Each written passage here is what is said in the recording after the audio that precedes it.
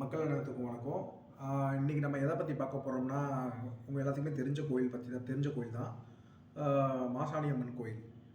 மாசாணி அம்மன் கோயில பத்தி உங்க எல்லாத்துக்கும் தெரிஞ்சிருக்கும். சில பேருக்கு தெரியாது. ஸோ, அந்த மாசாணி அம்மன் கோயில் பத்தி தான் நாங்க இன்னைக்கு பார்க்க போறோம். மாசாணி அம்மன் கோயில் எங்க இருக்குன்னு நீங்க பார்த்தீங்கன்னா, கோயம்புத்தூர் மாவட்டம் பொள்ளாச்சி தொகுதியில இருக்கு. இது வந்து பொள்ளாச்சியிலிருந்து ஒரு 20 தென்மேற்கு திசையில போனீங்கன்னா, ஆனமலை 24 கிலோமீட்டர் தொலைவில தென்மேற்கு திசையில ஆழியார் சங்கமிக்கிற இடத்துல வந்து இந்த பொள்ளாச்சி அம்மன் கோயில், பொள்ளாச்சி மாசாணி அம்மன் கோயில் இருக்கு. இத வந்து மாசாணி தேவின்று வட இந்தியர்கள்லாம் அழைக்கிறாங்க, அந்த அம்மன. ஸோ இந்த கோயிலோட சிறப்பு என்னன்னா, நம்ம வேண்டிய காரியங்கள் நடக்கும்.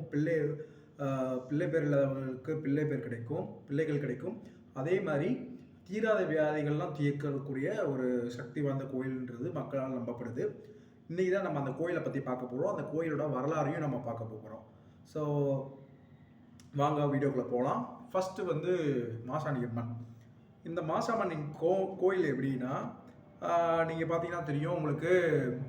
ஆ மாசாணி அம்மன் கோயில் வந்து சிலை வந்து நீங்க பார்த்துருப்பீங்க சில பேர் பார்த்துக்காம இருந்திருப்பீங்க. இந்த கோயில் அம்மன் வந்து அ படுத்தபடி இருக்கிற மாரி இருக்கும் சிலை. இது தலை முதல் பாதம் வரை மொத்தம் 15 அடி நீளம் இருக்கும். இந்த அம்மன் சிலை, மாசாணி அம்மன் சிலை. இது கோபுரம் வந்து வடக்கு நோக்கி இருக்கும் ராஜகோபுரம். அது மட்டும் இல்லாம 4 நுழைவாயில் இருக்கும். இதுல வந்து மத்த சன்னதிகள் நீங்க பார்த்தீங்கன்னா, நீதிக்கல், ஆ முனியப்பன் அப்படின்றது தனித்தனி பேச்சியம்மனுக்கு தனி சன்னதி இருக்கு. கருவறைக்குள்ள கிழக்கு நோக்கி இருக்கு. கிழக்கு நோக்கில அம்மன் சுயம்புவா தோன்றியிருக்காங்க. சிலை இருக்கு. இதுதான் கோயிலோட அமைப்பு. இந்த கோயிலுக்கு பார்த்தீங்கன்னா, மக்கள் அதிகமா வந்து வழிபடுற ஒரு மிகவும் புகழ்வாய்ந்த கோயில்ல மாசாணி அம்மன் கோயில் வந்து தமிழ்நாட்டில் ஒன்றா இருக்கு. ஸோ இந்த கோயிலோட தல வரலாறை பார்ப்போம். இது வந்து இப்போ இந்து அறநிலையத்துறை துறை கட்டுப்பாட்டில் இருக்கு. இந்த கோயிலோட தல வரலாறு என்ன, எப்படி இந்த கோயில் வந்துச்சுன்னு பார்த்தோம்னா,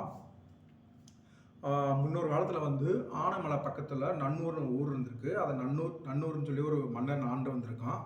அவனுக்கு வந்து பெரிய மாந்தோப்பு இருந்திருக்கு. ஸோ அவன் வந்து என்னன்னா கொஞ்சம் கோவக்காரன். எதையுமே தீர விசாரிக்காம தண்டனை கொடுக்கறதெல்லாம் ஆளு.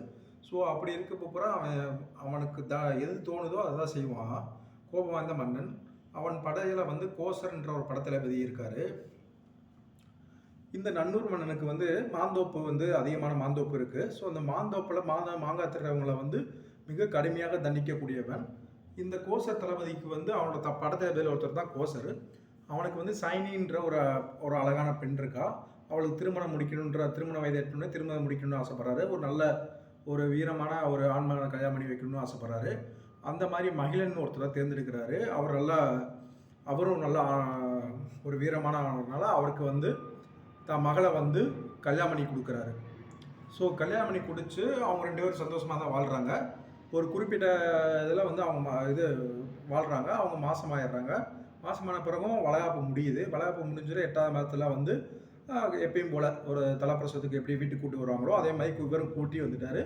மகிழன் வந்து நான் பார்த்துக்கிறேன், நானே வச்சு பார்த்துக்கிறேன்றதுக்கு இல்லை, குழந்தை பிறந்து கொஞ்சம் நாள் இருந்த பிறகும் கொஞ்சம் மாதங்கள் இருந்த பிறகு நானே வீட்டுக்கு அனுப்பி வைக்கிறேன் அப்படின்ற மாதிரி சொல்லி கோசர் வந்து தான் மகளை கூப்பிட்டு வந்துட்டார்.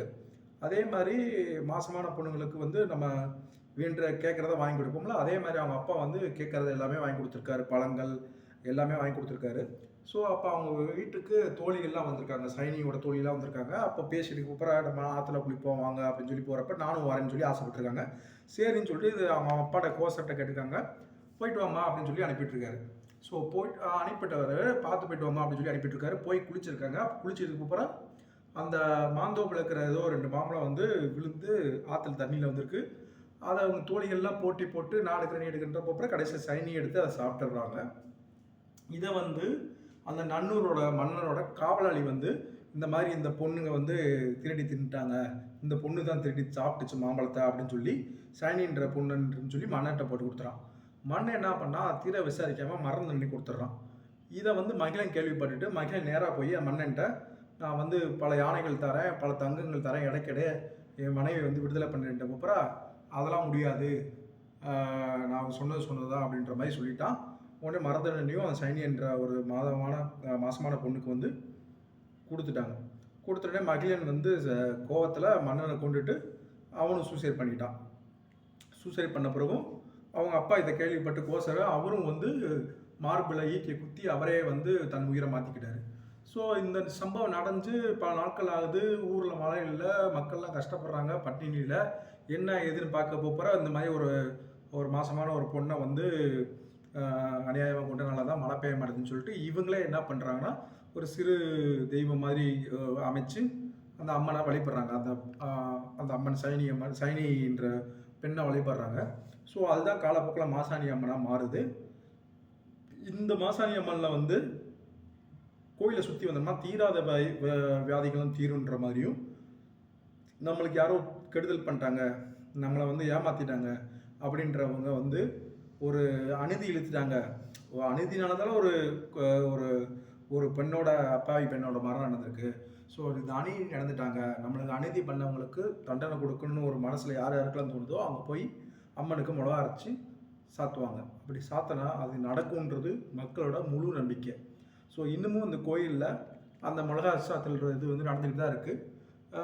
காவல்காரராக மகாமுனீஸ்வரர் இருக்கார், அவர் தான் அந்த கோயில் காவல்காரராக இருக்கார். இப்போ நீங்கள் இப்போ கூட விசேஷ நாட்களில் இதில் இந்த கோயிலில் வந்து விசேஷ நாட்கள் வந்து என்னென்னா தீக்குழி இறங்குது, அதாவது